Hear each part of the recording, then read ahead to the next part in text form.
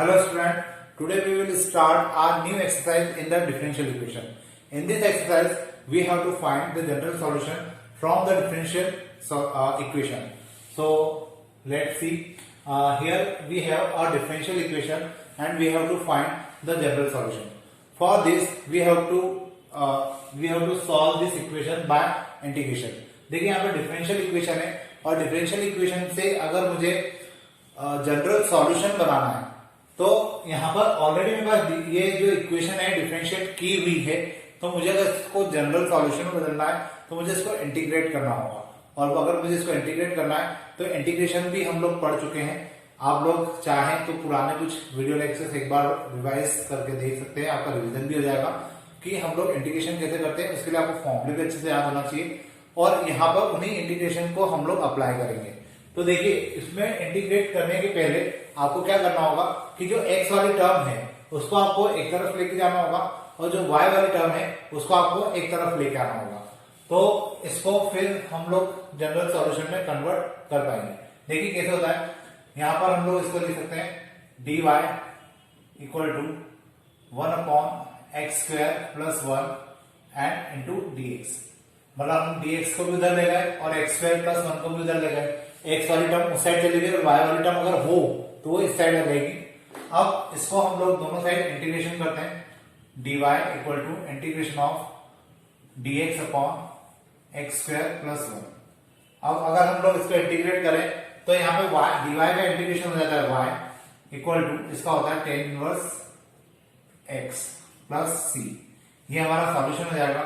Plus c आपको लिखना जरूरी है क्योंकि आगे कुछ क्वेश्चन आएंगे जहां पे आपको x और y की वैल्यू गिवन होगी और आपको c की वैल्यू भी निकालनी होगी, तो ऑब्वियसली कि आपको c लिखना पड़ेगा। एक और क्वेश्चन है हमारे पास, इसको देखते हैं। तो देखिए यहाँ पर भी हम लोग करेंगे वही मेथड, इंटीग्रेशन ही अप्लाई करना है, लेकिन उसके पहले आपको x वाली टर्म को एक तरफ ले जाना होगा, y वाली टर्म को एक तरफ लाना होगा। तो यहाँ पर ये हो जाएगा dy equal to e⁻x minus e⁻x upon e⁻x plus e⁻x dx। अब अगर मैं दोनों साइड इंटीग्रेशन कर देता हूं तो उस कंडीशन में ये dy का इंटीग्रेशन हो जाएगा y। और यहां पर इंटीग्रेशन करने के लिए हमें अब सोचना होगा कि यहां इंटीग्रेशन किस प्रकार से किया जाएगा। तो याद करिए, इंटीग्रेशन की जब मेथड्स हमने पढ़ी थी उसमें हमने पढ़ा था कि हम लोग यहाँ पे t की वैल्यू b, मतलब इसको एज अ t पुट कर दे तब भी ये क्वेश्चन सॉल्व किया जा सकता है, क्योंकि इसको t पुट करने पर ऊपर वाली टर्म का डिफरेंस, मतलब नीचे वाली टर्म को आप जब t पुट करेंगे तो उसको डिफरेंशिएट करने पर ऊपर वाली टर्म आ जाएगी और वो रिप्लेस हो जाएगी। तो यहाँ पर हम लोग क्या करेंगे, e⁻x प्लस e⁻x मान लेते हैं t, then e⁻x minus e⁻x dx equal to dt। So y equal to ये जो टर्म है ये रिप्लेस हो जाएगी dt के साथ, dt upon t, y equal to log t plus c। अब t की वैल्यू फिर से रखना होगी, y इक्वल टू log, और यहां पे आ जाएगा हमारे पास e⁻x plus e⁻x plus c। तो ये मेरा फाइनल सॉल्यूशन हो जाएगा, या मैं इसको जनरल सॉल्यूशन भी बोल सकता हूं। और इस प्रकार हम लोग जनरल सॉल्यूशन निकाल सकते हैं। जैसे जो लास्ट एक्सरसाइज हमने की थी वहां पर हमने क्या देखा था कि जनरल सॉल्यूशन भी गिवन था, डिफरेंशियल सॉल्यूशन भी गिवन था। हम जनरल सॉल्यूशन को डिफरेंशिएट करके डिफरेंशियल इक्वेशन बना रहे थे। आज हम लोग देख रहे हैं कि डिफरेंशियल इक्वेशन को इंटीग्रेट करके भी हम लोग जनरल सॉल्यूशन ला सकते हैं। तो उसी टाइप के क्वेश्चन हम लोग आज कर रहे हैं। अब जो थर्ड क्वेश्चन है उसको भी करने की कोशिश करते हैं। तो देखिए क्या होगा यहाँ पे, अगर हम लोग इसको सॉल्व करें तो यहाँ पर अगेन dx तो अलग ही दिया हुआ है, dy आपको अलग ही दिया है। बस आपको ये जो रूट वाली टर्म है जो कि x वाली टर्म है उसको यहाँ पे लाना होगा। तो ये हो जाएगा कितना, dy equal to x² upon √1 minus x² dx। अब मैं दोनों को ही क्या करना चाहूंगा, integrate. So we can write dy equal to integration of x² upon √1 minus x², sorry square नहीं, यहाँ पे 6 है dx। अब देखिए यहाँ पे मुझे कोई ऐसी वैल्यू पुट करना होगी और वो वैल्यू कैसी होना चाहिए कि उसको टी पुट करे और उसका डिफरेंशिएशन निकाले तो एक्स स्क्वायर आ जाए। तो यहाँ पर हम लोग एक काम करते हैं, एक्स क्यूब को रख देते हैं टी, क्योंकि इसको डिफरेंशिएट करेंगे तो ये हो जाएगा 3x² dx equal to dt। अब ये जो x² है, x² dx, इसकी जगह पर हम लोग लिख पाएंगे dt/3। तो ये जो dy है ये तो बन जाएगा मेरे लिए y इक्वल टू, यहां पर ये जो x² dx है, x² dx इसकी जगह आ जाएगा 1/3 dt अपॉन √1 माइनस t²। और आपको ये याद होगा कि इसका फॉर्मूला होता है, ये फॉर्मूला होता है y equal to 1/3 sine inverse t का। और फाइनली हमें क्या करना है, प्लस c भी लिखना पड़ेगा। t की वैल्यू हमें यहाँ पर पुट करना पड़ेगी और t की जो वैल्यू है वो हो जाएगी x³। सो हमारा आंसर हो जाएगा y equal to 1/3 sine inverse x³ plus c। ये मेरे लिए आंसर हो जाएगा। और इस प्रकार से हम लोग गिवन डिफरेंशियल इक्वेशन को जनरल सॉल्यूशन में बदल पाएंगे। अब अपन देखते हैं कुछ और क्वेश्चंस। देखिए मैंने फिर से 3 क्वेश्चन लिखे ताकि आप लोगों को मैं थोड़ा सा और अच्छे तरीके से एक्सप्लेन कर पाऊंगा कि किस प्रकार से क्वेश्चन सॉल्व करना है। अभी जो क्लास क्वेश्चन हमने किए थे उसमें केवल एक बार ही हमें इंटीग्रेट करना पड़ रहा था, लेकिन अगर आप इन क्वेश्चन को देखेंगे तो इन क्वेश्चन की पावर मतलब इन डिफरेंशियल इक्वेशन का ऑर्डर 2 है, तो हमें इनको 2 बार इंटीग्रेट करना पड़ेगा। तो देखिए क्या कर सकते हैं, इसको मैं लिख सकता हूं dy/dx ऑफ dy/dx। आप इस dy/dx मतलब इसको हम लोग ऐसा लिख सकते हैं, आप इसको y मान लीजिए इक्वल टू x e⁻x, यहां हो जाएगा dy/dx। जैसा भी हमने लास्ट क्वेश्चन किया था कि जो अपॉन का dx होता है वो उस साइड चला जाता है, तो यहां आ जाएगा x e⁻x dx। अब जब हम लोग इसको इंटीग्रेट करेंगे तो ये इंटीग्रेट होकर क्या मिलेगा हमें, dy/dx। और ये वाली जो टर्म है यहाँ तो आप क्या लगाएंगे, बाय पार्ट्स। तो ये फर्स्ट फंक्शन और ये second function, x as it is e⁻x का e⁻x माइनस e⁻x, ये मेरा बाय पार्ट्स के बाद आंसर आएगा प्लस c। तो इस प्रकार से मेरा एक बार का इंटीग्रेशन कंप्लीट हो चुका है। अब देखिए अभी भी यहाँ पे dy/dx बचा है, मुझे इसको एक बार फिर से इंटीग्रेट करना होगा और एक बार इंटीग्रेट करने के लिए dx को उधर ले जाना होगा। So dy equal to x e⁻x minus e⁻x plus c, और यहां बाहर आ जाएगा dx। अब अगर मैं दोनों साइड इंटीग्रेट करना चाहूं तो मुझे इंटीग्रेशन का साइन भी अप्लाई करना होगा। यहां मुझे मिलेगा y इक्वल टू, यहां पे फिर से बाय पार्ट्स लगेगा, सो x e⁻x माइनस e⁻x, इस e⁻x का e⁻x भी हो जाएगा प्लस c। क्योंकि ये पहले कांस्टेंट था और उसके बाद फिर से इंटीग्रेशन हो रहा है तो कांस्टेंट टर्म के साथ x आ जाता है, इसलिए मैं इसको एक काम करता हूं c1 लिख देता हूं और इसके साथ लिखूंगा c1x प्लस, क्योंकि ये सेकंड टाइम डिफरेंशिएट हो रहा है तो यहाँ पे एक और कांस्टेंट आएगा जो कि होगा c2। तो फाइनली मुझे मिलेगा y इक्वल टू, देखिए y equal to x e⁻x minus 2 times e⁻x। 2 times क्यों, ये वाली टर्म और ये वाली टर्म प्लस हो जाएगी, प्लस c1x प्लस c2। तो इस प्रकार से मुझे क्या करना पड़ा यहाँ पर, चूंकि हमारे पास जो टर्म थी वो उसका ऑर्डर 2 था और ऑर्डर 2 होने के कारण मुझे उसको 2 बार इंटीग्रेट करना पड़ा। 2 बार इंटीग्रेट किया तो 2 कांस्टेंट भी आ गए। इस बात का आपको ध्यान रखना होगा, अगर ये क्वेश्चन आपको एग्जाम में मिलता है तो आपको इनको 2 बार इंटीग्रेट करके 2 कांस्टेंट भी लिखना पड़ेंगे और एक कांस्टेंट के साथ तो x भी आएगा, तो आपको इस बात का ध्यान रखना है। अब ये हमारा सॉल्यूशन हो गया फाइनल जनरल सॉल्यूशन किसका, इस डिफरेंशियल इक्वेशन का। अब हम लोग इस डिफरेंशियल इक्वेशन का जनरल सॉल्यूशन निकालते हैं। अब इसका डिफरेंशियल जनरल सॉल्यूशन निकालने के लिए हमें इसको कितने बार इंटीग्रेट करना होगा, 2 बार। और 2 बार जब उसको इंटीग्रेट करेंगे तो देखिए कि क्या होता है। फर्स्ट टाइम तो मैं इसको लिख सकता हूं dy/dx और इसके बाहर आ जाएगा dy/dx, मतलब इसको मैंने इस प्रकार से लिखा and we can write cos x minus sin x as it is. Now dx उधर चला जाएगा, D Y by D x equal to integration of cos x minus sine X, और इन दोनों के बाहर आ जाएगा dx। इंटीग्रेशन का साइन यहाँ पे भी लगा देते हैं।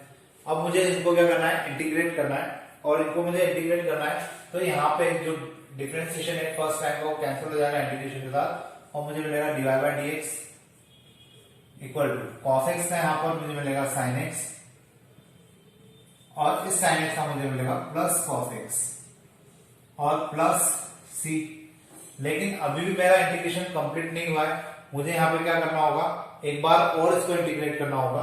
तो इस dx को हम लोग पहुंचा देंगे वहां पर, so we can get dy equal to sine x plus cos x plus c, और बाहर आ जाएगा dx। यहाँ पर हम लोग लगाएंगे इंटीग्रेशन का साइन, और यहाँ पर भी इंटीग्रेशन का साइन। dy का इंटीग्रेट होगा तो ये हो जाएगा y, यहाँ पर साइन एक्स का हो जाएगा minus cos x plus sine x plus c1x plus c2। ये मेरा सॉल्यूशन हो जाएगा फाइनली, और इस प्रकार से हम लोग एक जनरल सॉल्यूशन इंटीग्रेट करके निकाल सकते हैं। अब जैसे वाला क्वेश्चन है, उस क्वेश्चन को भी अगर हम लोग करें तो यहाँ पर भी हमें क्या करना होगा, इसको दो बार इंटीग्रेट करना पड़ेगा, और दो बार जब इसको इंटीग्रेट करेंगे तो हमें क्वेश्चन जो मिलेगा वो इस प्रकार से मिलेगा कि हम लोग इसको सॉल्व कर पाएंगे। तो देखिए जैसे वहां पर मेरे पास जो क्वेश्चन है उसको करने के लिए मैं पहले यहाँ पे इसको लिख लेता हूं, d by d x of d Y by D x equal two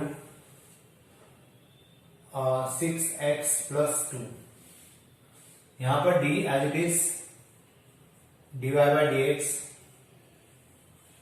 equal to 6x plus 2, और यहां आ जाएगा dx। इसको इंटीग्रेट करेंगे, इसको इंटीग्रेट करेंगे, जब इसको इंटीग्रेट करेंगे तो हमें मिलेगा d Y by D x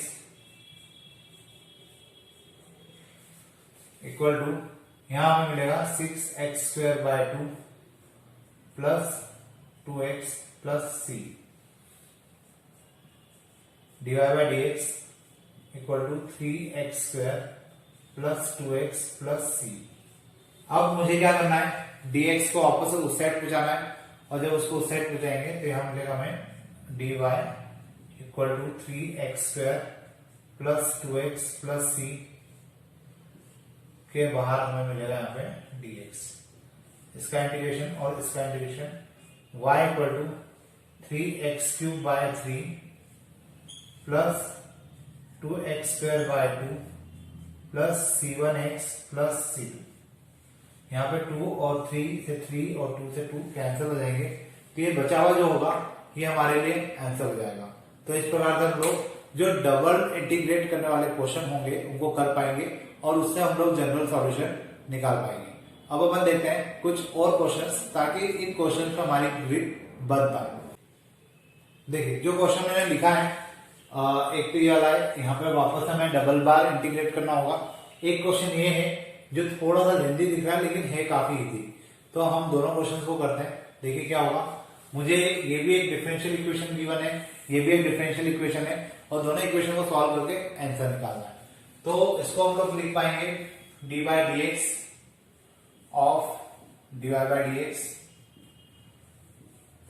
equal to x plus e to the power x. यहां से जो dx है ये उस साइड चला जाएगा, d of d Y by D x equal to, यहां पर आ जाएगा x plus e to the power x, और इधर आएगा dx। अब हम लोग इसको इंटीग्रेट करते हैं, इसको भी इंटीग्रेट करते हैं, यहां आ जाएगा D Y by D x equal to x square by 2 plus e to the power x plus c. यहां मैं इसको c1 बोलूं क्योंकि अभी एक बार और इंटीग्रेट करना बाकी है मेरे लिए। अब इस dx को हम लोग उस साइड ले जाते हैं, तो we can write dy equal to x square by 2 plus e to the power x plus c1 sorry, और इसके साथ आ जाएगा dx। अब फिर से मैं यहाँ पे इंटीग्रेशन का साइन लगाता हूं, तो मुझे यहां मिलेगा y x³ by 6 plus e⁻x plus c1x plus c2। ये मेरा आंसर हो जाएगा। और इस प्रकार से मैं डिफरेंशियल इक्वेशन से एक जनरल इक्वेशन बना पाऊंगा जिसमें मुझे क्या करना पड़ा, इंटीग्रेशन करना पड़ा। अब मैं इसकी बात करता हूं और इस क्वेश्चन को सॉल्व करने के लिए मुझे क्या करना होगा। देखिए यहाँ पे हमारे पास एक बार ही इसको इंटीग्रेट करने की जरूरत पड़ेगी। है तो ये डिफरेंशियल इक्वेशन, लेकिन एक बार ही इसको इंटीग्रेट करेंगे तो हमारा सॉल्यूशन आ सकता है। तो हम लोग इसको लिखते हैं sin x plus cos x, यहां आ जाएगा dy equal to sin x minus cos x, यहां आ जाएगा dx। अब हम लोग मैं मतलब इस टर्म को कहां लेके गया, उस साइड माइनस का साइन आना चाहिए था, लेकिन मैंने इन दोनों को ही आपस में इंटरचेंज कर दिया। तो जो माइनस का साइन आना था वो हट चुका है, उसको लिखने की जरूरत नहीं पड़ेगी। अब ये जो टर्म है इसको हम लोग ले जाएंगे अपॉन में, then dy equal to sine x minus cos x upon sine x plus cos x, और यहां पर आ जाएगा हमारे पास dx। इनको मुझे इंटीग्रेट करना होगा, dy equal to integration of sin x minus cos x upon sin x plus cos x dx। ये हो जाएगा y इक्वल टू, इसको हम लोग सॉल्व करेंगे तो यहाँ पे मुझे इसको t पुट करना होगा, क्योंकि इसको t पुट करेंगे तो ऊपर की वैल्यू कैंसिल हो पाएगी।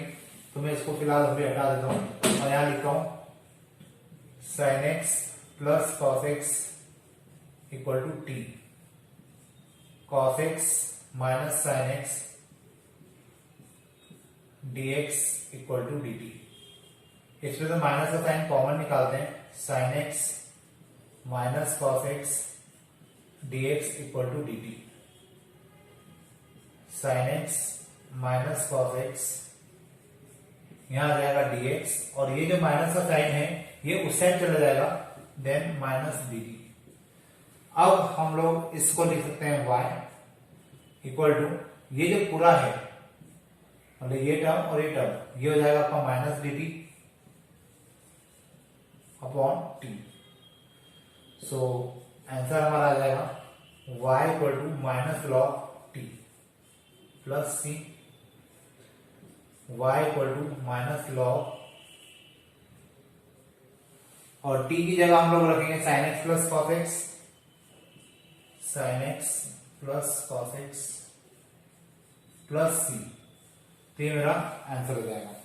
तो होपफुली आपके क्वेश्चन समझ में आ रहे होंगे, और इसी टाइप के अभी हम लोग और क्वेश्चन करेंगे, क्योंकि अभी जो क्वेश्चन हमने किए हैं अभी तो इसमें केवल कांस्टेंट टर्म आई है, लेकिन जो क्वेश्चन अब हम लोग करेंगे उन क्वेश्चंस में कांस्टेंट टर्म की वैल्यू भी हमें फाइंड आउट करना होगी।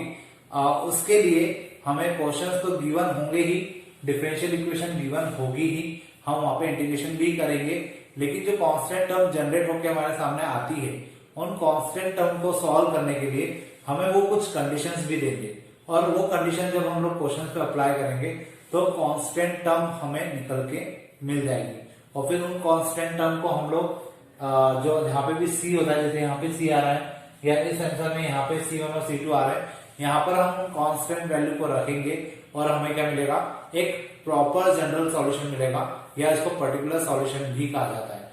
तो ये जो पूरा टॉपिक है ये अब हम आने वाले कुछ जो लेक्चर्स है उसमें पढ़ेंगे। इसके अलावा हमें थोड़ा सा और भी देखना होगा कि अभी हम लोग जो क्वेश्चंस कर रहे थे इसमें सारे जो क्वेश्चन थे उसमें सारी टर्म्स जो आ रही थी वो सब x के फॉर्म में थी, y के फॉर्म में कुछ भी नहीं था। लेकिन आने वाली जो एक्सरसाइज है, इसके बाद वाली जो एक्सरसाइज है वो मैं मिक्स करके ही पढ़ाने वाला हूं।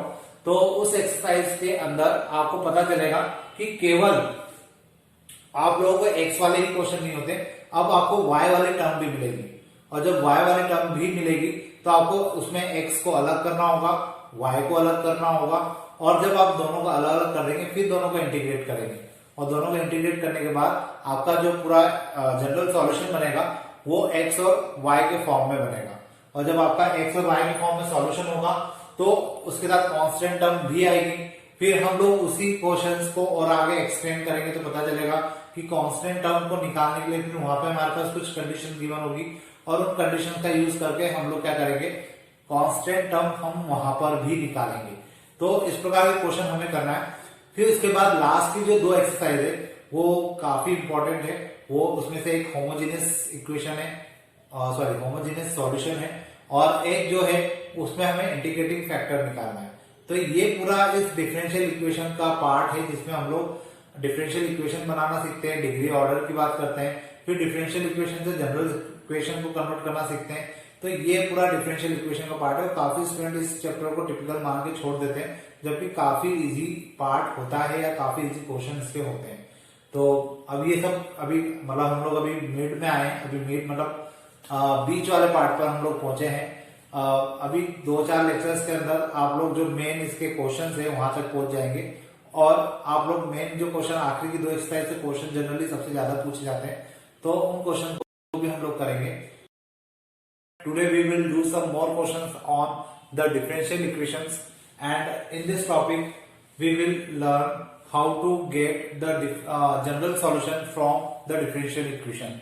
देखिए यहाँ पे डिफरेंशियल इक्वेशन हमें दी हुई है, लास्ट वीडियो लेक्चर्स में भी हम लोग इसी टाइप के क्वेश्चंस कर रहे थे, जहां पे हमारे पास डिफरेंशियल इक्वेशन थी तो सही, उसको हम लोग इंटीग्रेट करके जनरल सॉल्यूशन में या जनरल इक्वेशन में बदल रहे थे। तो देखिए इसको भी हम लोग उसी प्रकार से करेंगे। यहाँ पर मेरे पास divide by dx plus sine square y है इक्वल टू 0 है। अब अगर मैं इसको सॉल्व करना चाहूं तो मुझे पहले sine dx equal to sine को उधर ले जाना होगा, sine square y, dy equal to minus sine square y dx। यहां पर ये साइन स्क्वायर y है, लेकिन अब साइन स्क्वायर y को हम लोग इस साइड ले आते हैं क्योंकि ये क्वेश्चन थोड़ा सा अलग है बाकी के क्वेश्चन से। Sine square y and it is minus dx, इसको हम लोग ऊपर ले जाएंगे, so it is cosec square y dy equal to minus dx। अब हम दोनों साइड इंटीग्रेट कर देते हैं। इसको इंटीग्रेट करेंगे तो कॉसेक स्क्वायर जो होता है वो किसका सॉल्यूशन होता है, कॉसेक स्क्वायर y जो इंटीग्रेशन होता है वो होता है माइनस कॉटेक्स का। So we can write minus cot x, sorry x नहीं आएगा y आएगा क्योंकि हम y के लिए कर रहे हैं, minus cot y equal to minus x plus c. यहां पर हम लोग c को भी नेगेटिव ले लेते हैं ताकि सारी नेगेटिव वैल्यू कैंसिल हो जाएगी। Cot y equal to x plus c, तो इस प्रकार से हमें सॉल्यूशन मिल जाएगा cot y equal to x plus c. अब हम लोग बात करते हैं इस क्वेश्चन की, तो देखिए यहाँ पे क्या होगा, dy अपॉन dx equal to x square plus 3x plus 2 upon x minus 1। मुझे अगर इस क्वेश्चन को सॉल्व करना है तो मुझे x वाले टर्म को या सॉरी dx को उस साइड ले जाना होगा। यहाँ आ जाएगा dy equal to x square plus 3x plus 2 upon x minus 1 and dx। अब इस कंडीशन में हम लोग क्या करेंगे, इसको डिवाइड करेंगे x माइनस 1 से, और जब इसको x माइनस 1 से डिवाइड करेंगे तो हमें यहां पर क्या मिलेगा, इसको हम इंटीग्रेट कर देते हैं, यहां आ जाएगा y। और इसको इंटीग्रेट हम लोग नहीं कर पाएंगे क्योंकि ऊपर क्वाड्रेटिक इक्वेशन है और नीचे एक जो टर्म है वो लीनियर इक्वेशन है, और लीनियर इक्वेशन होने के लिए हम लोग इसको इंटीग्रेट डायरेक्टली नहीं कर सकते। या तो हमें ऊपर वाले टर्म को फैक्टराइज करना होगा या ऊपर वाले टर्म को डिवाइड करना होगा x माइनस 1 से, तो तब जाके हम लोग इस क्वेश्चन को सॉल्व कर पाएंगे। तो देखिए ऊपर वाली जो टर्म है वो ना तो फैक्टराइज हो पाएगी ना सॉल्व हो पाएगी, तो हमें इसको यहाँ पे डिवाइड करना होगा। तो देखिए इसको हम लोग क्या कर सकते हैं, x square plus 3x plus 2, क्योंकि मैं जब इंटीग्रेशन पढ़ा रहा था या आपने वीडियो लेक्चर्स देखे होंगे उसमें मैंने कहा भी था कि अगर आपके पास इनप्रॉपर फ्रैक्शन आपको मिलता है तो आप उसको इंटीग्रेट नहीं कर पाएंगे, आपको उसको प्रॉपर फ्रैक्शन में बदलना पड़ेगा। तो यहाँ पे देखिए x माइनस 1 कितने बार जाएगा, ये x times x square minus x plus ये हो जाएगा कैंसल, यहाँ आ जाएगा 4x plus 2, then 4x minus 4 minus plus ये हो जाएगा कैंसल, प्लस और प्लस ये हो जाएगा टोटल 6। तो अब इसको लिखने का क्या तरीका होता है कि जो कोशेंट है वो आगे आता है, so we can write x plus 4 plus 6 upon x minus 1। अब मुझे इसको इंटीग्रेट करना है केवल, और इसको इंटीग्रेट करेंगे तो यहां तो हो जाएगा ब्रैकेट, यहां आ जाएगा dx, y equal to x का हो जाएगा x square by 2 plus 4x plus 6 लॉग x माइनस 1 प्लस c। तो देखिए क्वेश्चन काफी इजी था, बस यहाँ पे आपको लॉजिक याद रखना है कि इस टाइप का क्वेश्चन आ जाए तो आप उसको डायरेक्ट इंटीग्रेट नहीं कर पाएंगे, आपको उसको डिवाइड करना होगा, और डिवाइड करेंगे तो ये हमारा सॉल्यूशन हो जाएगा। अब अपन देखते हैं नेक्स्ट क्वेश्चन। देखिए जो क्वेश्चन अब हमारे पास है, एक की क्वेश्चन है और एक की क्वेश्चन। इस क्वेश्चन को करने का तरीका थोड़ा अलग होगा जो हम लोग देखेंगे, और इस क्वेश्चन को तो हम लोग कर भी चुके हैं, लास्ट वीडियो लेक्चर्स में आपने देखा भी था, जहां पर हमें डबल इंटीग्रेट करना था, और डबल इंटीग्रेट करने वाले क्वेश्चन को हमने किस प्रकार सॉल्व किया था वो आप लोग फेमिलियर है। तो देखिए मैं इसको लिख सकता हूं dy by dx of dy by dx equal to 2 by x cube, integration of integration लगाने के पहले हम लोग एक काम करते हैं, dx को उधर ले जाते हैं, d of dy by dx इधर आ जाएगा 2 अपॉन एक्स क्यूब dx। इसको इंटीग्रेट किया, इसको इंटीग्रेट किया, यहां आ जाएगा dy by dx। इसको इंटीग्रेट करेंगे तो x की पावर माइनस 3 प्लस 1, तो कितना आ जाएगा x की पावर माइनस 2, और वही माइनस 2 नीचे भी आएगा, plus c dy by dx equal to 2 से 2 cancel, minus 1 upon x square plus c. अब मुझे इस dx को उधर ले जाना होगा, तो dy equal to minus 1 upon x square plus c dx। यहां आ जाएगा dy equal to integration of minus, इसका अगर हम लोग इंटीग्रेशन करते हैं, डायरेक्ट में इंटीग्रेशन कर रहा हूं, एक्स की पावर माइनस 2 का हो जाएगा प्लस 1, तो अपॉन में ऊपर आ जाएगा एक्स की पावर माइनस 1, तो एक्स की पावर माइनस 1, तो यहाँ पे आ जाएगा फाइनली, यहाँ मैं इसको लिख ही देता हूँ, माइनस एक्स की पावर माइनस 2 प्लस सी इंटू डी एक्स। इंटीग्रेशन करके देख लेते हैं, कोई दिक्कत नहीं है। यहाँ आ जाएगा y इक्वल टू, ये माइनस 2 प्लस 1 हो जाएगा, तो ऊपर माइनस 1 आ जाएगा, माइनस 1 हम लोग नीचे लिखेंगे तो माइनस से माइनस कैंसल, तो फाइनली यहाँ मुझे मिलेगा 1 upon x plus c1x plus c2। तो ये मेरा जो होगा वो इस क्वेश्चन का सॉल्यूशन होगा। होपफुली आपको समझ में आया होगा।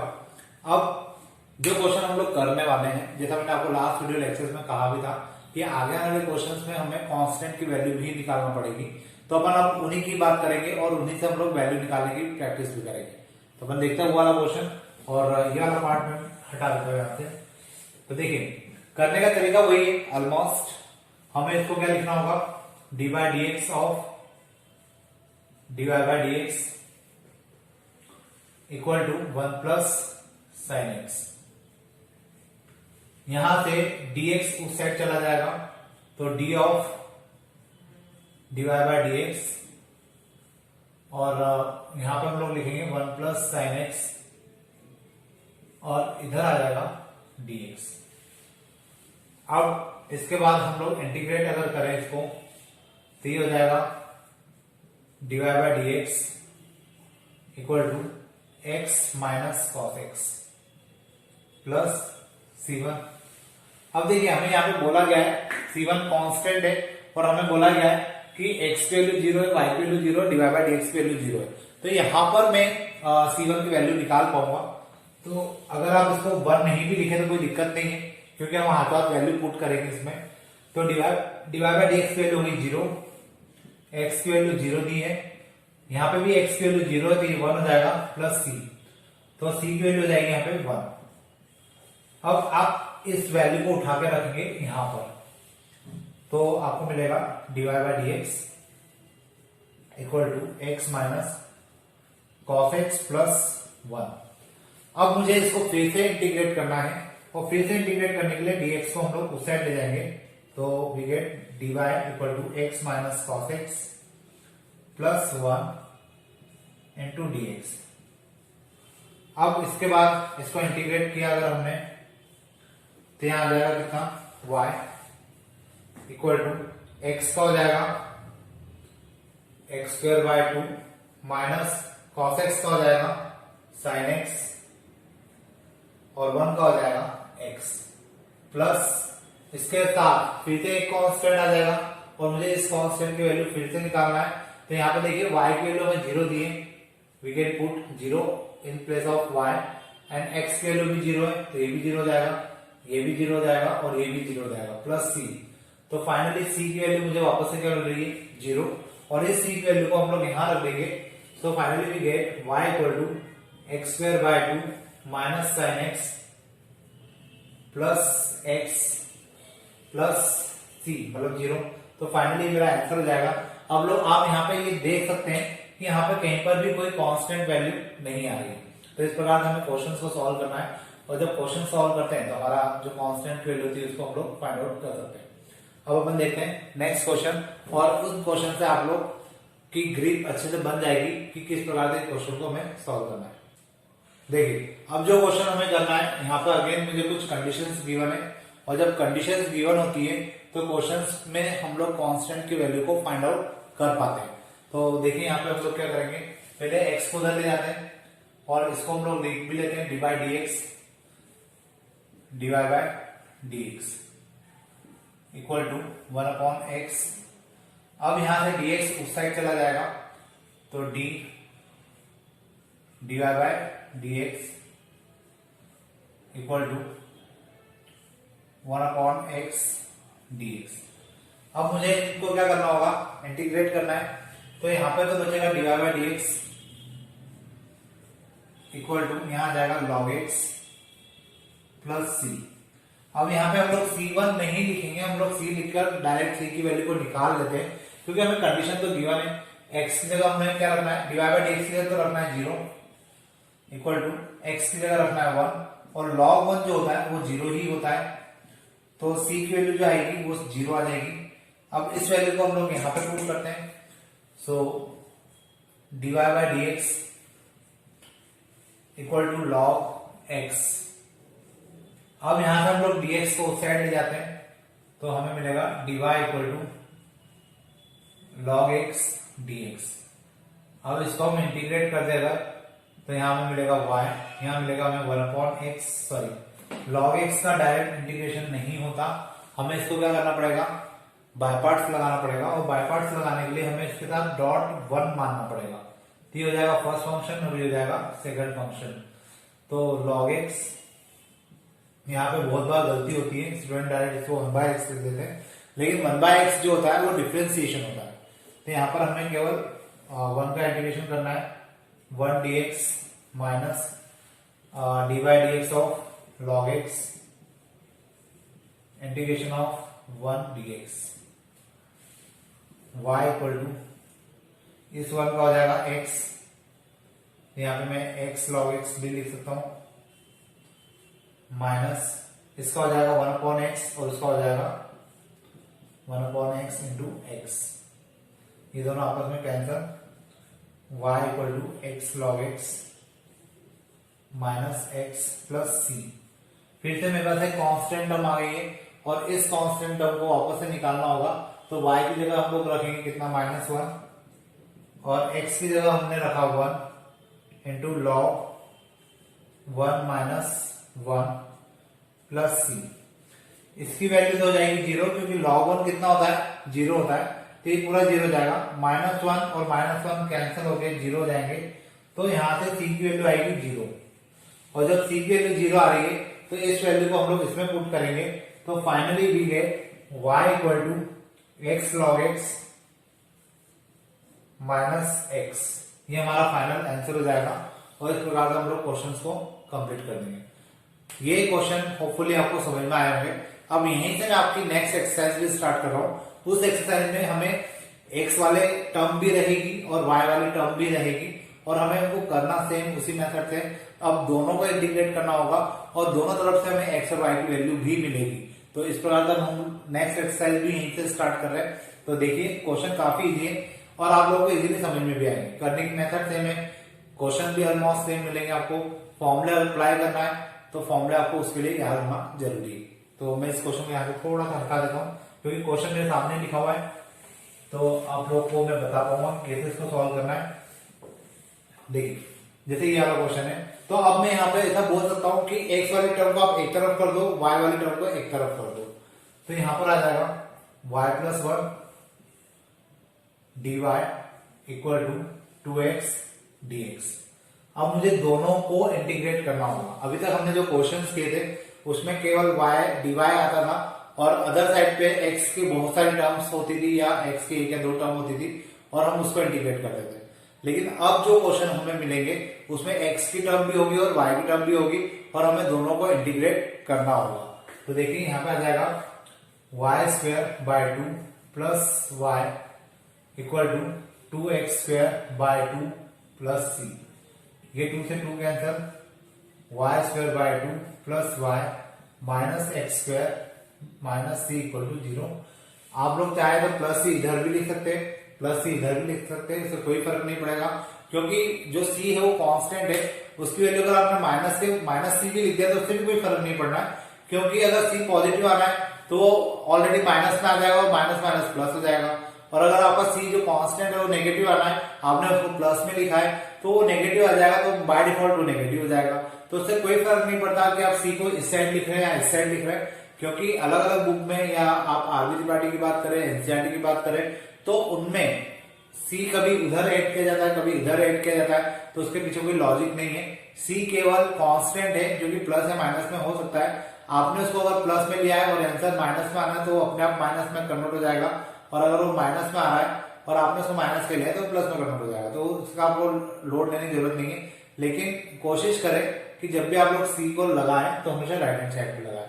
अब अपन देखते हैं एक और नेक्स्ट क्वेश्चन जो कि वहीं पे लिखा हुआ है, और इसको हम लोग करेंगे तो dy by D x equal to हो जाएगा 1 minus y dy upon 1 minus y equal to d x, और दोनों को मुझे इंटीग्रेट करना होगा।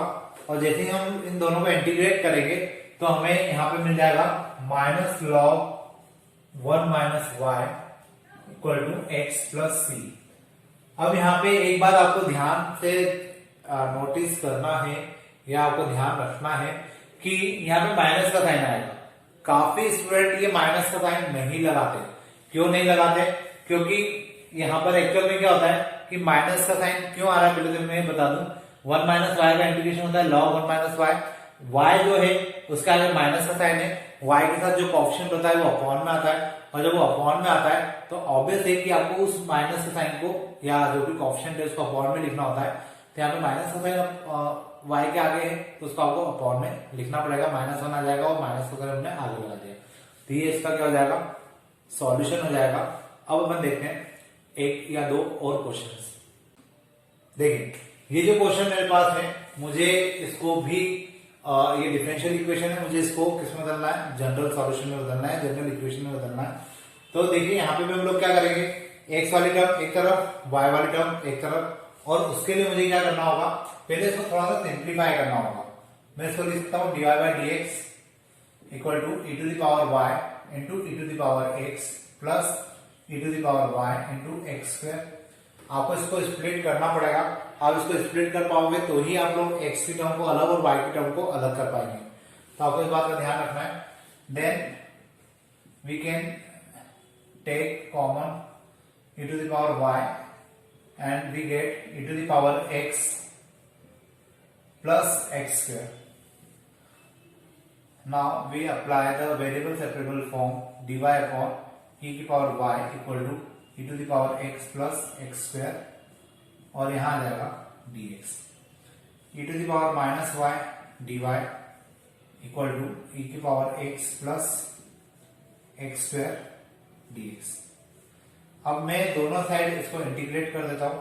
यहां पे मुझे मिलेगा minus e to the power minus y equal to e to the power x plus 2x plus c. ये मेरा फाइनल जो बोल सकता हूं मैं सॉल्यूशन होगा। और इस प्रकार से आपको इस क्वेश्चन को सॉल्व करना होगा, क्योंकि इस बात का ध्यान रखिए एक्स स्क्वायर, सॉरी मैंने यहाँ पे इंटीग्रेशन गलत कर दिया है, एक्स स्क्वायर का इंटीग्रेशन हो जाएगा एक्स क्यूब बाय 3। मैंने वहां पर डिफरेंशिएशन कर दिया था। इंटीग्रेशन कितना हो जाएगा एक्स क्यूब बाय 3। तो ये मेरा फाइनल सॉल्यूशन होगा।